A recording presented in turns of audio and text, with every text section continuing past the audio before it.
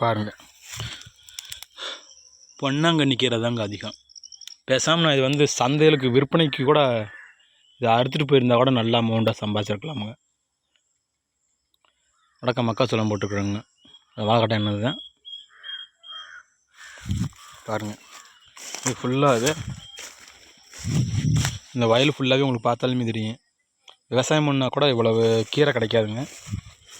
ஆனால் நான் வந்து உழவு மட்டும்தாங்க ஓட்டி விட்டுருக்கேன். ஆனால் எவ்வளவு கீரை இருக்குதுன்னு பாருங்கள். பொன்னாங்கண்ணி கீரை தாங்க, அது மக்காச்சோளமுங்க.